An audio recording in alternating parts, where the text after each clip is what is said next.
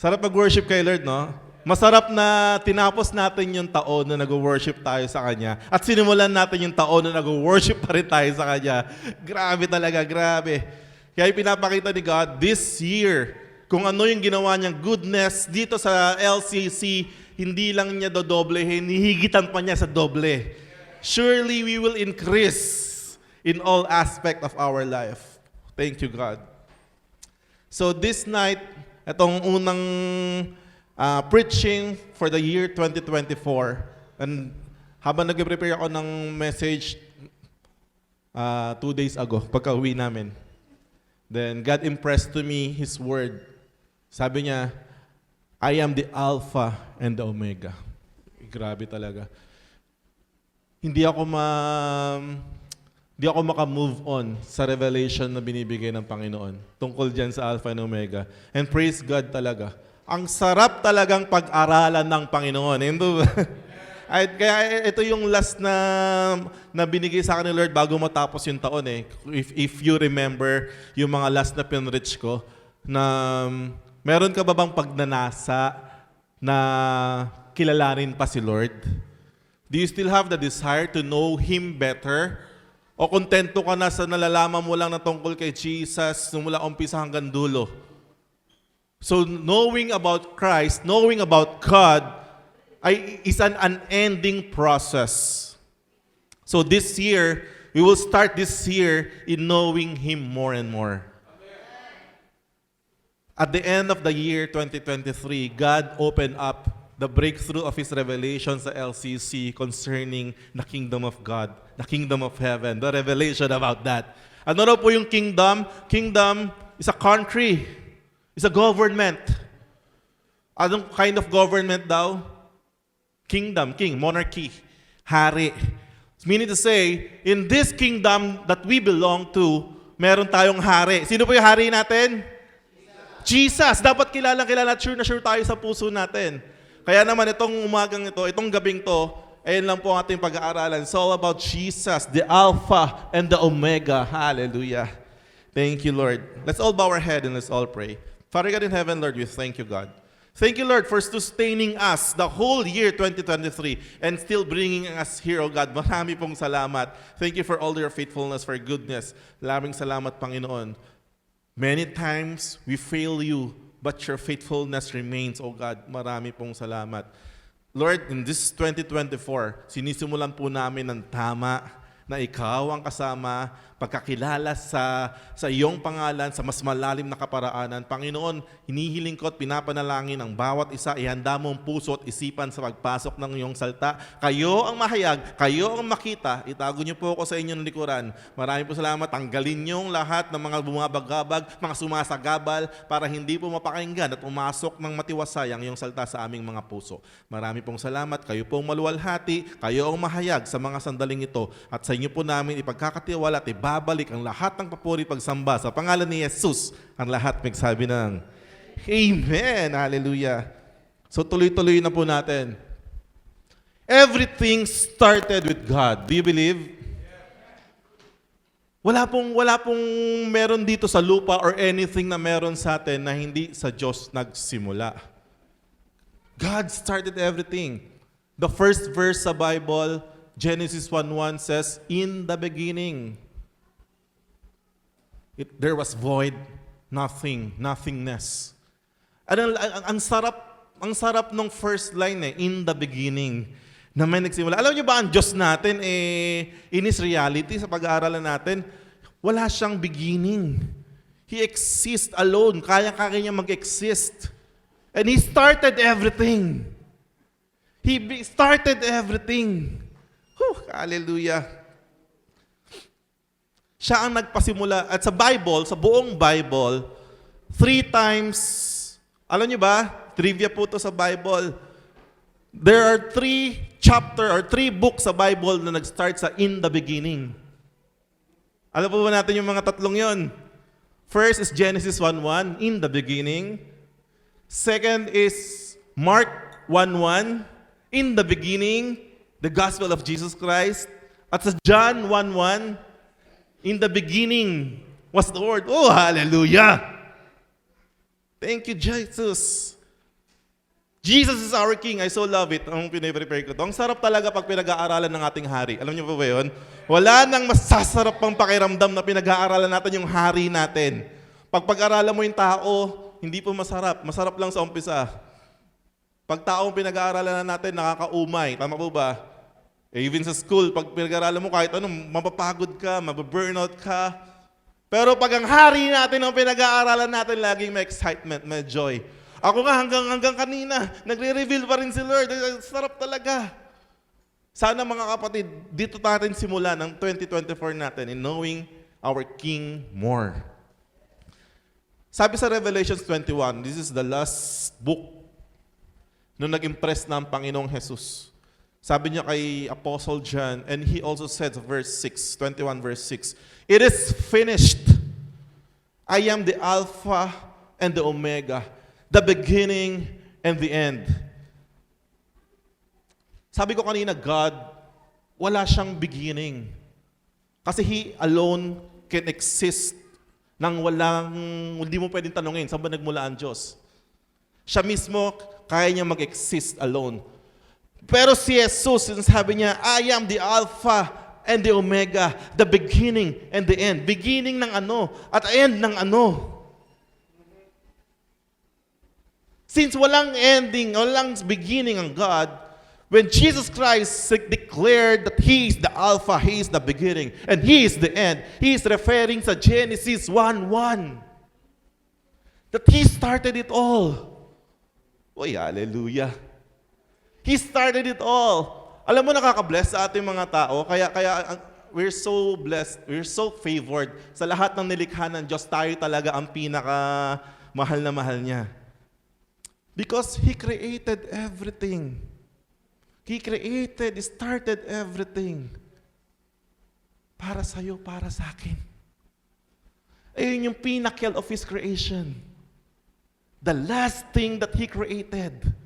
Us. He started everything.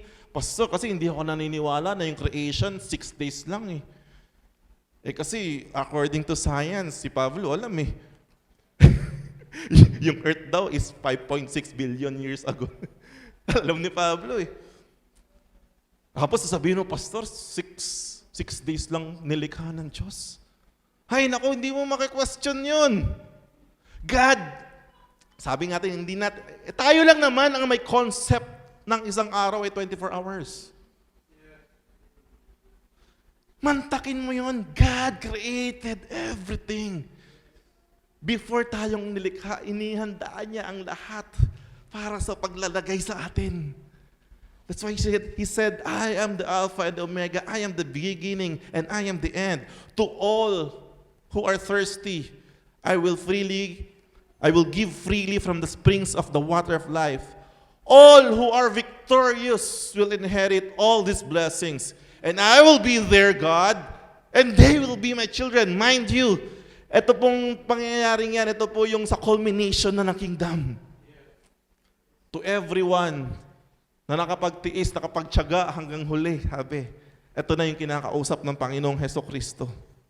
He is the image of the invisible God. Alam mo kasi ganito mga kapatid, tayo lang naman ang naglalagay ng insecurities or conflicts or odds between the Godhead. Tayo lang naman ang naglalagay ng, hindi, si Father God yun. Hindi, si Jesus yun. Hindi, si Holy Spirit yun. Our God is one with 3 different persona. God the Father, He is the invisible God, He is the Spirit. And Jesus, sabi sa Colossians, ang pula, He is the image of the invisible God. Sino kaya yung kinakausap ni Adan at ni Eva sa garden? Sarap talaga. Yung kilabot ko hindi nawawala. Mula kanina. He is the image of the invisible God, the firstborn over all creation. Verse 16, for by Him, by Jesus, all things are created that are in heaven and that are on earth. Visible and invisible. Whether thrones or dominions or principalities or powers, all things were created through Him and for Him. Hallelujah. Kung hanggang ngayon, nagkakaroon ko pa sa isip mo na, hindi, ang creator natin is si Father God, si Jesus yung Savior, si Holy Spirit yung nasa atin. Alam mo, yung Godhead, wala po silang insecurities. Clearly, sabi po sa verse na yan, isang Diyos eh. God is the creator. Yes. Jesus is the image. And according to that verse, by Him, all things were created. And 17, and He is before all things, and in Him all things consist. Sa ibang version, in Him all things are being held together.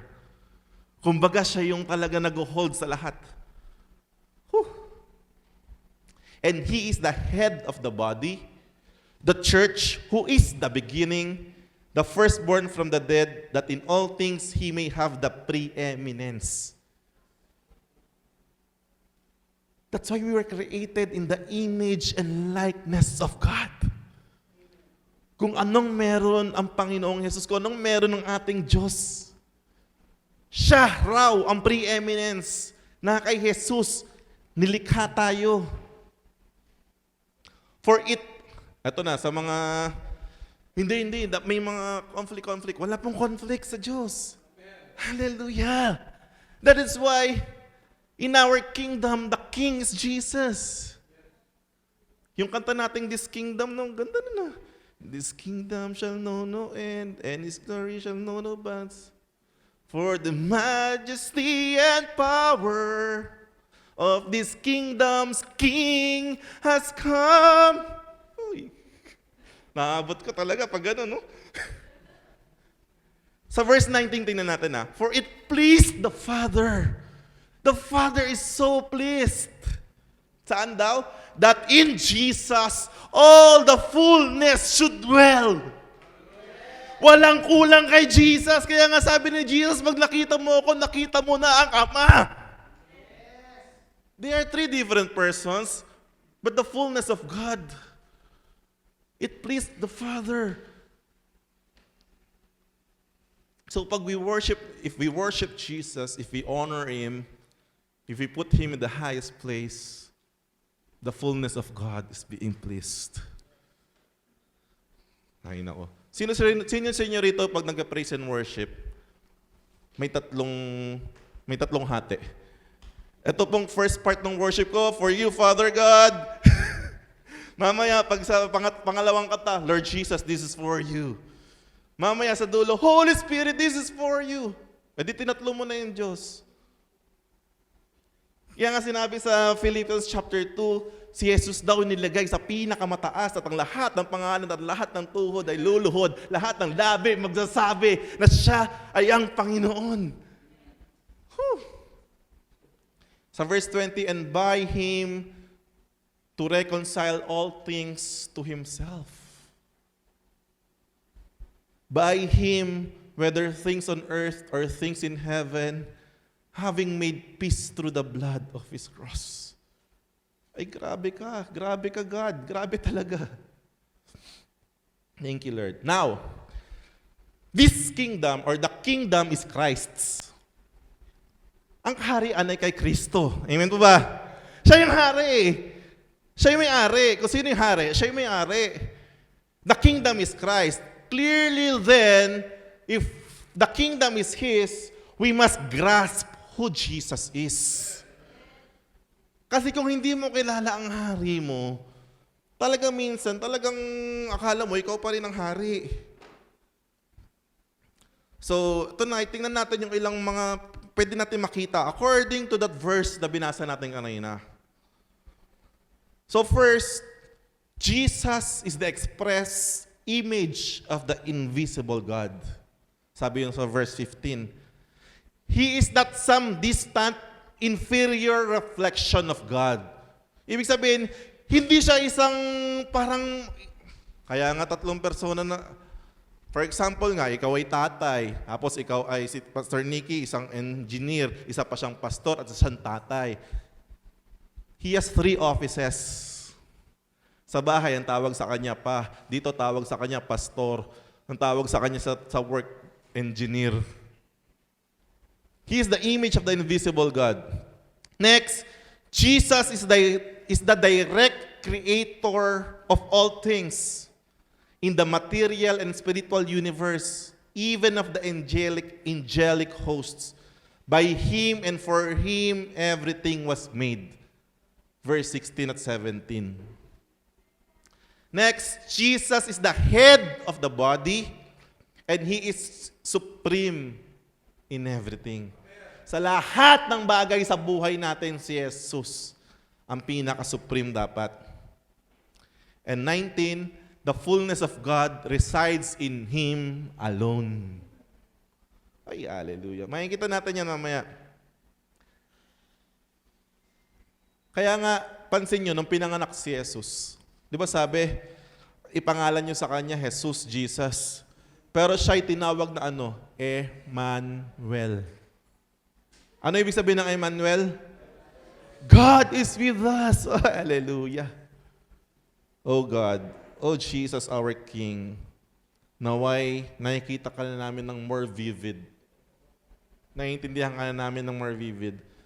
Tuntua ako na nagpunta kami sa Sky Ranch noong January 1. Taon-taon nasa Tagaytay kami. Pero first time kami nagtagaytay ng New Year na walang ambon. First time talaga. Walang ulan kahit nung punta namin sa Sky Ranch. First time ko lang nakita yung taal ng ganun kalinaw. Tuntua ko talaga. Kasi tuwing punta doon, either foggy, or mausok, or maambon. Talagang minsan, silhouette na lang makita mo. Minsan nga, wala. First time, tuwan-tuwa yung puso ko na nakita ko ng ganun kalinaw. Na may bayan palang malapit yon. Ang dami palang bangka doon malapit doon. Ang linaw, sabi ko, grabe. Lagi kami nandito, ngayon ko lang nakita ng ganung kalinaw to. Sana ngayon taon na to, makita rin natin ng more vivid who our King is. His majesty and power. Hallelujah, the authority. Thank you, God. Now, so balik na tayo. Ano namang kinalaman ng Panginoong Jesus? Anong kinalaman ni God sa atin? Hindi ano lang tayo. Tayo yung mga tauhan lang ng Diyos. Pinarami para marami siyang mga tauhan. Marami siyang mga, alam mo yun, tagasunod. Di ba ganun naman yung mga empire sa China, mga ganyan, no? Talagang paramihan lang ng lakas at puwersa. Hindi kailangan ng Diyos ng ekstrang anghel eh. Kung tauhan lang, ang dami ng Diyos niyan. Pero sabi nga, nilikha tayo ng Diyos in His image and in His likeness to extend His heavenly kingdom here on earth. Ay, grabe ang Diyos. Grabe ka din. Sabi mo sa katabi mo, grabe ka din. Sabi ko nga kanina, nakaka-bless, nakakatuwa. Mantakin mo kung ang unang nilikha ng Diyos ay tao sa day 1. Ito kung sa day 1 nilikha ang tao, yung void pa nating na, tapos ginawa yung tao, tapos unti-unti nagkaroon ng liwanag. Baka bad na sa dudulo, akala pa ng tao siya naglikha nun. Baka magkaroon pa siya ng... Pero ang galing ng Diyos eh. Isipin mo yun, bago likhain yung tao, lahat ng pangangailangan ng tao naandun na. Ay grabe. Pastor, kung ganun naman pala, kung lahat naman pala ng kailangan ng tao nandun na, ano pang silbi ng tao? Ba't nilagay pa dun? Di para lang tayong pet. Alam niyo yung pet? Yung bibili ka ng pet, lalagay mo sa cage, bibili mo ng pagkain, kakain si pet. Hindi naman lumalabas si pet sa palengke para bumili ng feeds. Ganun yung pet eh, tama ba? Alagaan mo, talagang... We were not created like pets. Yes, everything was already provided, but we were created in the image and likeness of God, and in this image and in this likeness, there is authority. There is authority na binigay sa atin. Kaya nga naalala niyo yung question before? Bakit hindi pinigilan ng Diyos si Eva at si Adan nung pinitas yung pinagbabawal na bunga? Why? Because we were created in the image and likeness of God. We have the authority here on earth. Ayan ang bilin ng Diyos sa atin, to have dominion over the rest of the creation. We were the stewards. We were the managers, the good managers. So nung nagdesisyon ng tao na magkasala, kahit ayaw ng Diyos, wala. Ginawa yun. Pero hindi naman tumigil si Lord dun eh. Because He is a good King.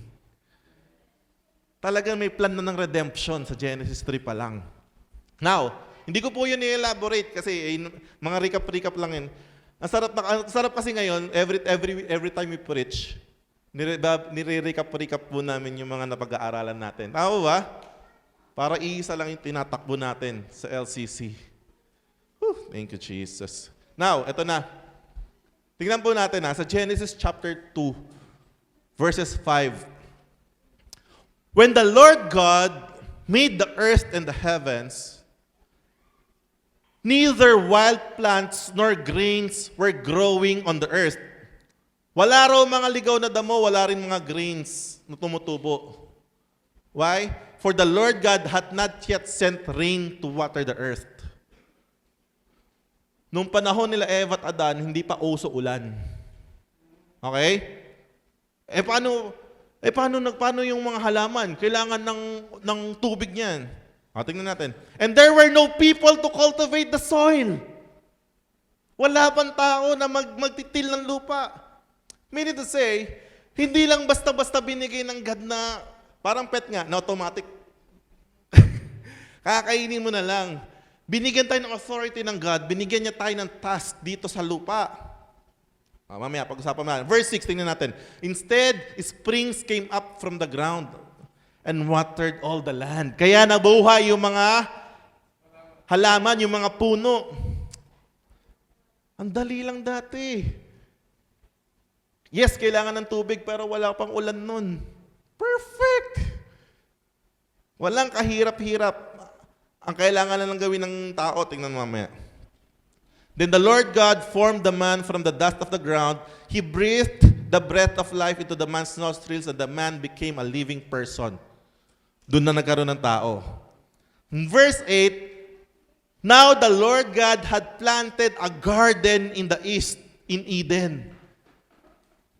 And there He put the man He had formed. The Lord God made all kinds of trees.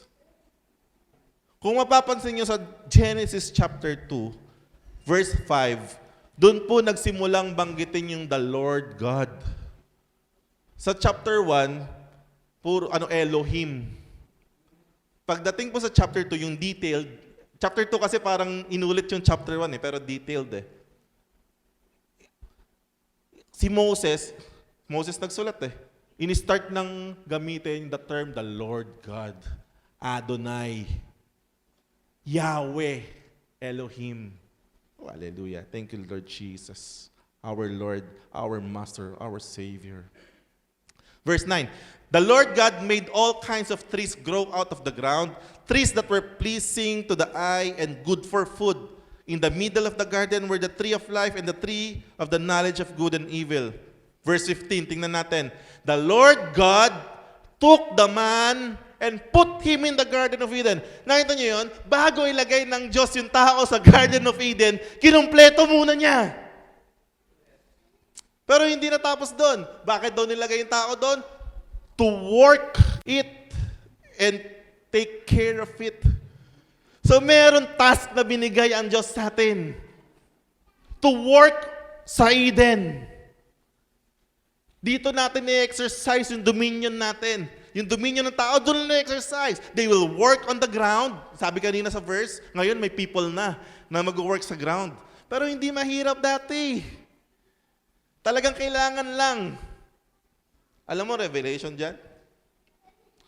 First, God created the earth for man to dominate, thus extending the kingdom of God. So nilikha ang mundo para i-extend ang kingdom ng Diyos. Next, lahat ng pangangailangan ng tao ay pinauna ng nilagay ng Diyos bago pa niya lalangin ng tao at pamahalain sa lupa. Pero nag-iwan ng Diyos ng mga tungkulin para sa tao dito sa mundo. Sabi niya kay Adan, pangalanan mo lahat ng mga hayop, mga nilikha ng Diyos. Sipin mo yun, ba't hindi na lang pinangalanan ni Lord para wala nang gawin si Adan? Tama ba? Pero the task was given to Adam. Kasi nasa lupa yan. Nasa lupa yan, kayo mag-dominate dyan, pangalanan mo yan. Oh, hallelujah. Pinangalanan niya lahat yun. Alam mo, sabi ni Lord, God will do what we cannot do as long as we do what we can do. Huy! Hindi natin kaya magpatubo ng hindi natin kaya mag-create ng mga ganyan, pero ang gagawin natin yung kaya natin gawin. Magmungkal ng lupa, mag-alaga ng mga hayop, pangalanan, i-dominate whatever, and right now, since the kingdom has been restored back to us, do what you can do, and God will do what you cannot do. Ano ba yung kaya natin gawin? Believe, declare, pray, and to act and stand on it. Hindi tayo nilikha ng Diyos ng mga passive na tao. Si Adan at si Eva, hindi yun nilikha na nakatunga nga lang doon, umaasa sa Diyos. Hindi sila umaasa sa Diyos na pakainin sila araw-araw doon. Why? All the food was already given. Naandun na. All they need to do is to work on it. Hindi nga hard labor eh. Yung hard labor dumating lang nung full eh. Can you imagine that? Pinatubo ang mga halaman, pinatubo yung mga hayop na andyan na. Thank you, Jesus. Right now in your life, bilang citizen of the kingdom of heaven, na na-restored na ang authority at dominion sa'yo.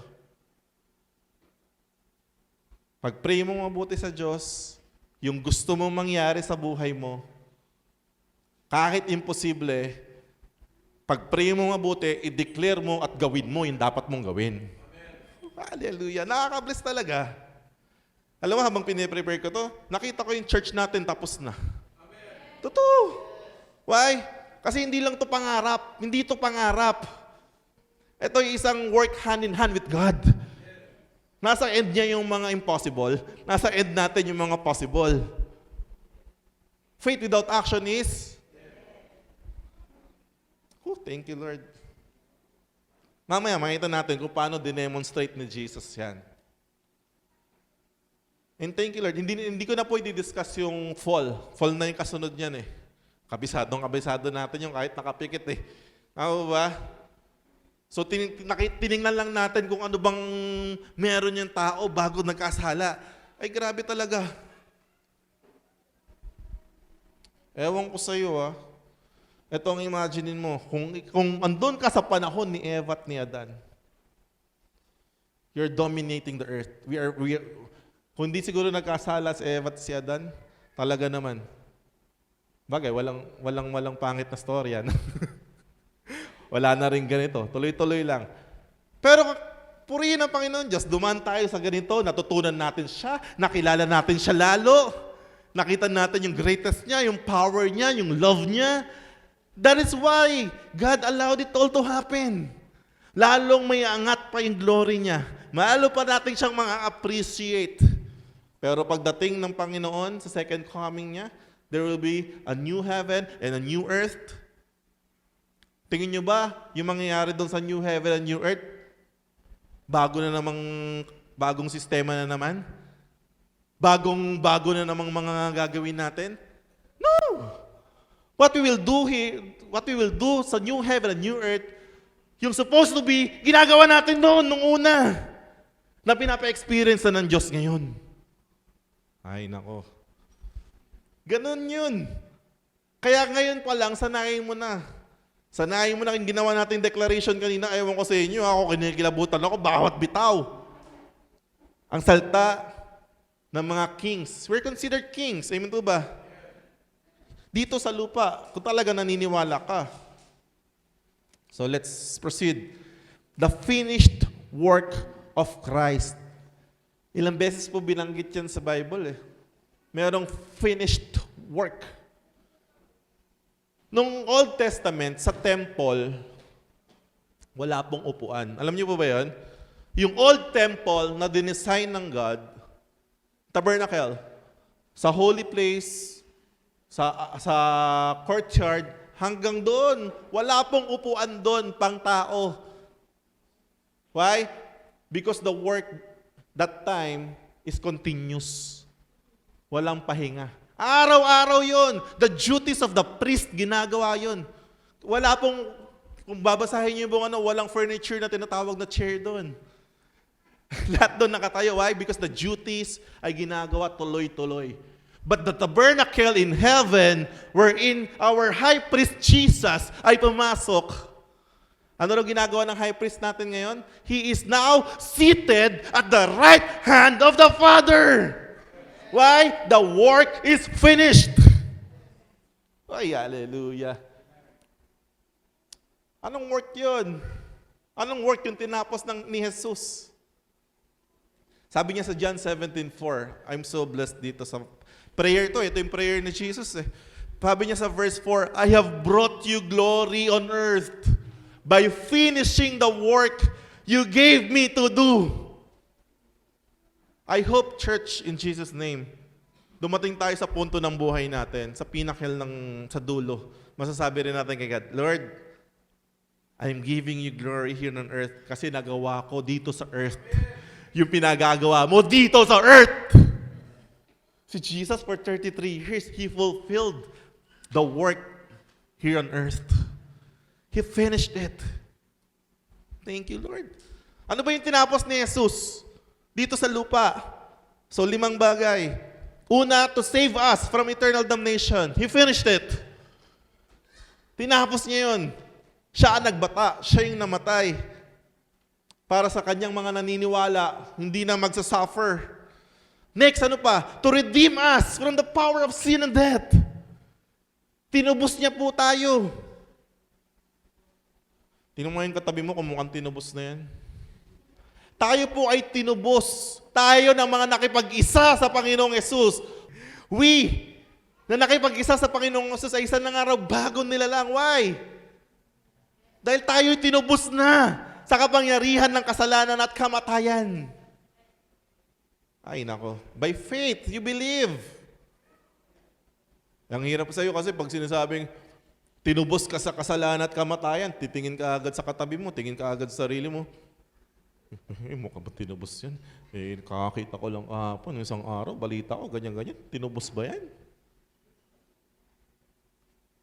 Magaling ka pa sa mata ng Diyos, no? Ay, hallelujah. Sa mata ng Diyos, ang mga nakipag-isa sa Panginoong Jesus ay tinubos. Pastor, bakit nakagawa pa rin ng kasalanan? Kung tubos na.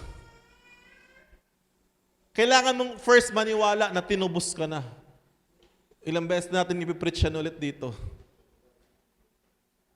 The more you know that you are already redeemed, the more you know that you already have freedom against sa power ng sin and death, the more you know kung paano ka binayaran ni Jesus, the more kang makakalayo at makakaiwas sa kasalanan. Ay nako.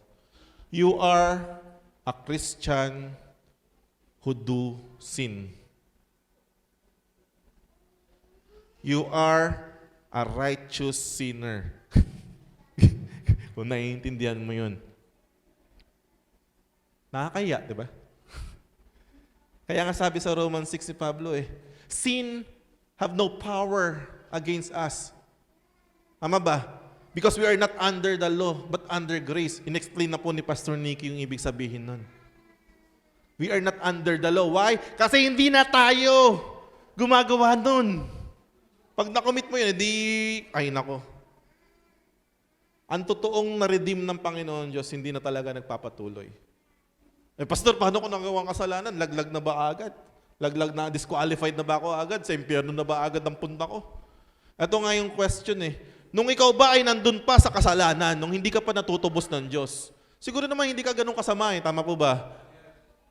Siguro naman, kahit na nandito ka, nakagawa ka ng kabutihan. Tama, mali? Tumutulong ka sa nagbibigay ka. Pero nung gumagawa ka ba ng kabutihan dito, napunta ka sa langit? Hindi. Hindi pa kahit anong kabutihan ang gawin mo, as long na nandito ka sa kalagayan na to, hindi ka mapupunta sa kaharian ng Diyos. Tama, mali? Only through Jesus Christ. He is the door. He is the way. So ngayon, righteous ka na by Christ. We who knew no righteousness became righteous because of Jesus. Ngayon, nandito ka na. Binless ka na ng God. Righteous ka na. Sa isang pagkakamali ba, laglag ka na agad? Ewan ko sa'yo. All we need to do here, sabi nga, is to walk in the kingdom law, in the righteousness of God. Ito ang ginagawa natin dito. Now, if you fail, confess your sin, and He is faithful and just to forgive you. Sino po rito sa inyo yung may kasalanan na hindi pa nag-confess sa Diyos? Alam mo ngayon, mag-confess ka na nga lang sa Diyos eh. Lalakaran mo na lang ng tama yung batas niya eh. Ay nako. He is King.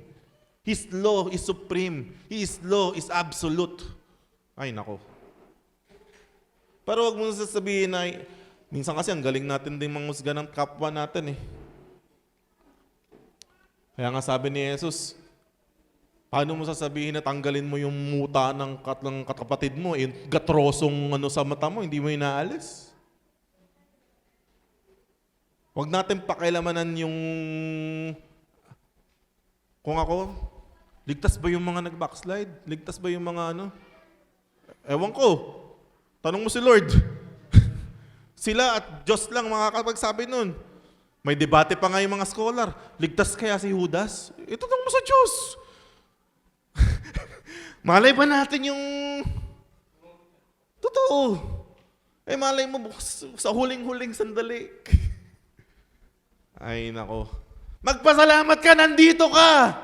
Yung mga kapatid nating nasa labas, masaya ba buhay nila? Hindi. Maraming ligtas na hindi masaya ang buhay. Sabi dun sa Corinthians, para silang dumaan sa amoy sunog. Nabasa ba natin yon? Because ang raw nila is like hay, wood, and straw. Yung righteousness nila is like wood, hay, and straw. Meaning to say, ang righteousness na nakabase sa sarili mo lang, si Lord lang mag-judge nun, hindi naman ako. O ngayon, ano pa? Next. Ano pa yung mga finish ni Jesus? Third is to restore us. To restore unto us the lost dominion. Hallelujah! Palakpakan nga si Lord dyan. Ewan ko sa inyo yung mga hindi na-excite dyan, ewan ko sa inyo, hindi nyo naiintindihan kapatid. Kaya kami mga pastor, tuwan-tuwa eh. Para kami nakakita talaga ng kayamanan sa bukid eh. Diba yung parable na Jesus? The kingdom of heaven is like a man who found a treasure in the field. And in his excitement, he went home and sold all of his possession and bought the field. The moment you understand na ni-restore na ni Jesus yung lost dominion, ewan ko sa inyo, yung excitement sa puso. Bakit malalakas na loob natin magdeklara ngayon sa simbahang ito? Bakit hindi tayo tinatamad sa intercession? Kasi alam natin, dinidinig tayo ng Diyos. Alam natin na every word na lumalabas sa mga bibig natin, umaabot sa langit. Why? Because whatever we bind here on earth will be bound in heaven. And whatever we loose here on earth will be loosed in heaven. Ooh. Ayaw mo pa. If you understand that the dominion ay na-restore sa'yo, gagawa ka pa ba ng kasalanan? Ewan ko sa'yo, Sabi nga yung man na naka-found ng treasure ibinenta niya lahat. It's a sign na kinalimutan niya na lahat. Nag-focus na doon. Next, ano pa yung finish ni Jesus? Dito ako natutuwa Spearheading a kingdom of heaven lifestyle here on earth. Meaning to say, pinasimulan niya ang isang lifestyle na mga tao dito sa lupa gaya ng sa langit. Uy! Ang galing ni Jesus, nakakatuwa. Ayun yung sinabi ko kanina. Nagagawin mo lang yung kaya mong gawin. Diyos gagawin yung mga hindi mo kayang gawin bilang tao. Mind you, Jesus Christ, nung nasa lupa, tao Tao siya. Pero He understand fully well the role of the kingdom person. Ay, grabe siya. Yung hindi magagawa ng tao, magagawa ng Diyos, pero gagawin niya. Hindi normal na magpagaling gamit ang laway. But I don't care. Etong method ko. Yung pagpapagaling sa'yo, Ama. Hindi normal na lumalakad ang tao sa tubig. Pero gagawin ko kasi nandun mga disipulo ko. Ang pagpapalutang nasa iyo, Diyos. Hindi siya Diyos that time, He is man. But He understands fully well the function. Ito yung sinasabi ko kanina, bago mag-fall. We call forth things that do not exist as if they are, sabi sa Romans 4.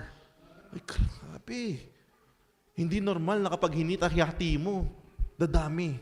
Kasi uunti yun sa mundo. Pero papakainin ko lahat ito. Ang pagpaparami ay sa'yo. Uy, grabe. Uy, grabe, sarap nun. He spearhead a kingdom lifestyle dito sa lupa. A life full of faith. Doon naman na uso ang faith Tama ba? Wala pang salitang faith dati. Sa Old Testament, lahat ang faith Pero pagdating ni Jesus, pinasimulan niya. Nagkaroon ng term na faith. Hallelujah! Believing in what you do not see. Thank you, Lord. And last, securing us with the Holy Spirit of promise. Church, listen well. Ang sarap mabuhay sa kingdom with power and authority and dominion. But without the Holy Spirit, we were just mere fallen creatures. Hey, kahit gaano ka kaganda at kayaman, without the Holy Spirit, we are just a mere fallen creature. Ang turing na nga ng Diyos sa atin, patay Tama ba? Ang turing na ng Diyos sa taong walang spirito, patay. Let the dead bury their own dead. Pero purihin ang Panginoong Diyos dahil kay Jesus tayo na ngayon ay mga buhay. Tingnan mo yung katabi mo, mukha bang buhay yan? Amuin mo rin kung amoy buhay. Baka mukhang buhay pero amoy patay. Bawa kay AJ. Mas pangit naman kung amoy buhay pero patay. Ganun ang marami dito sa mundo. They think as if their life is andito lang sa lupa. Pero sa patingin ng Diyos, they're already counted as dead persons. Zombies. So Jesus Christ, He finished that work. Ipinadala niya ang promise na banal na Espiritu sa atin. As a seal, sabi sa Ephesians, seal of promise. Tatak. Thank you, Lord. That is why kailangan tayo maging mga spirit-conscious person. Why? Because ayun po ang maintenance natin ng mga redeemed citizen of heaven. Dito sa corrupted world. Pakinggan mo ito mabuti. Because there is a big tendency na ngayon, mapractice natin yung dominion, the anointing, the authority, the power. Yes, powerful tayo ngayon, mainit tayo sa Panginoon, pero napakalaki ng tendency na isang araw, wala na rin tayo. Why? Kapag ang Holy Spirit, ay nako, sino po rito mga may high blood na nag-maintenance? Dito na yan. Ako, pinag-maintenance ako ng doktor nung nakaraan eh. Dati po. Pero maintenance ko na 1 buwan lang. Sabi sa akin, lifetime na to ha. Okay, 30 days. Hindi na ako high blood ah. Kaya exercise. Di ba ganun sabi ng mga doktor, maintenance na. Si Tito Chi, nag-maintenance siya 2000, Tito Koy namatay. Like 2012, ganyan, nung in-high blood siya, maintenance. Tinigil yung maintenance kasi feeling magaling na rin. Ako magaling na ako in Jesus' name, Lord. Tinigil yung maintenance, 2012 or 2011. Namatay last November, 60 years old. Na-stroke, pumutok. Ang gusto ko po sabihin, pag talagang kailangan mo mag-maintenance ka. Kung diabetic ka, mga diabetic, may reseta rin sa akin ang Amlodipine eh. Hindi ko takot ako inumin. Kasi sabi, pag sinimulan mo yan, wala nang labasan. Hindi na lang po ako magkakanin. Kaya di ako nagkakanin ngayon. Kunti lang. Maintenance. If you fail to take your maintenance, mag-shoot up sa'yo. Tama? May tendency kang madeds. Same! We Christians, whether we like it or not, nasa corrupted world pa tayo. Alam niyo po ba yan? Hindi. Nasa fallen world pa tayo whether you like it or not. Etong mundong ito, masisira talaga to. This is bound to be destroyed. Etong body natin, mamamatay talaga to. May talagang mamamatay ito kasi wala na corrupted po to. That's why we're waiting for our glorified bodies. We're waiting for the new heaven and new earth. Now, habang nandito po tayo, ang maintenance natin ay ang banal na Espiritu. You need to make sure that you're taking your maintenance every day. Hindi po yan pwedeng yung ginawa ko. Hindi, feeling malakas na ako eh. Feeling ko wala na ako eh. Ita-take ko na lang, mag-exercise na lang ako. There is no other way but Jesus. There's no other way for us Christians but to have the Holy Spirit living in us and us living by the Spirit. No other way. Kaya nga si Pablo, galit na galit sa mga taga-Galacia. Ang sabi ni Pablo sa Galacia 3, "You foolish Galatians, who has bewitched you?" Ang sakit na salita sa Tagalog. Sinong nang kulam sa inyo? Bewitching, sabi. How are you who started in the Spirit? Sabi niya, you're now trying to attain it by the flesh. Mga nagsimula kayo sa Espiritu, ngayon bakit nyo sinasabi na kaya nyo tapusin sa pamamagitan ng laman? So living a kingdom as a citizen of the kingdom of heaven, with the authority, with the power, hey, we cannot do it without the Holy Spirit. That's why Jesus Christ, every day, nagpupunta sa solitary place. Tama, mali? Nagpipray si Jesus. Jesus na yun, nagpipray ha? Ikaw ba, nagpipray ka? Jesus na yun ha, nagpipray araw-araw. Lobat nyo nga, pag hindi nyo chinarge ng isang araw, di na kayo mapakali. Tama, mali? Pag umalis kayo, iwan yung charger nyo, wala pang power bank. Di ba kayo na pinakamalungkot na tao sa mundo? Totoo, ganun na ngayon. Ba't yung mga spiritual life natin, hinahayaan natin minsan sa isang araw na hindi naka-charge? Kaya tayo mga mukhang charge lang. Kasi hindi naka-charge ang mga spiritual life. Ay, thank you, Jesus. Thank you, Lord. Thank you, our King. Thank you, God. Hebrews 12:2. Paano raw mag-charge? Hey, we do this by keeping our eyes on Jesus, the champion who initiates and perfects our faith. Ay, grabe. He is really the Alpha and the Omega.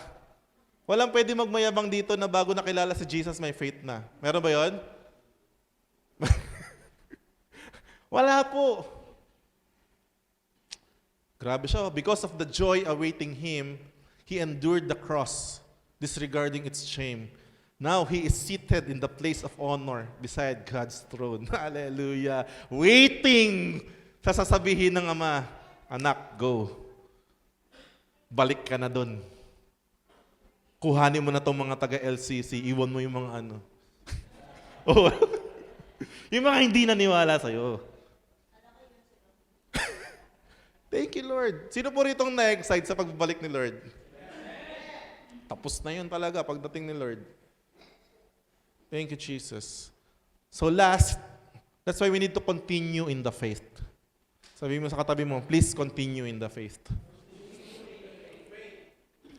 Ito po yung karuktong nung kanina, nung Colossians 1.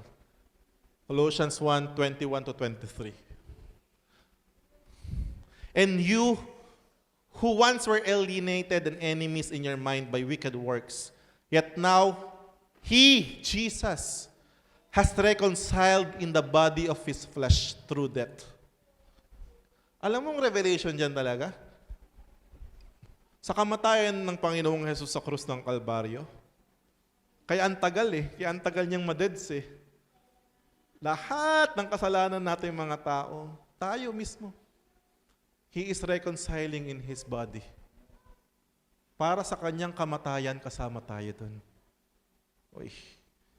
At sa kanyang muling pagkabuhay, kasama rin tayo dun. At now, we are seated in Him. Sabi sa Ephesians 2. This is our spiritual status in life. We are seated with Christ in the heavenly realms. Tama po ba? Because He reconciled us in His body through His death. Bakit daw? To present us holy, blameless, and above reproach in His sight. Sa paningin ni Jesus, you are holy, blameless, without reproach. Why? He died for you. Ano man sabihin sa'yo ng mga iba, kung husgahan ka man ng mundo, kung ikaw ay nagpapatuloy sa pananampalataya sa Panginoong Jesus, in His eyes, you are beautiful. In His eyes. You're my peace of mind. Pero, ito yung pero. If indeed you continue in the faith. Hallelujah. If you are continuing in your faith, in the sight of Jesus, you are holy, you are blameless, and you are above reproach. If indeed you continue in the faith. Kaya please, this 2024, continue in your faith.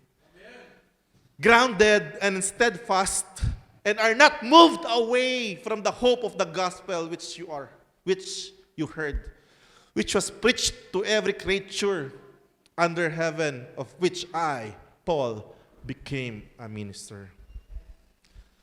May natutunan po ba tayo? Sarap, no? Conclusion, I will close in this verse.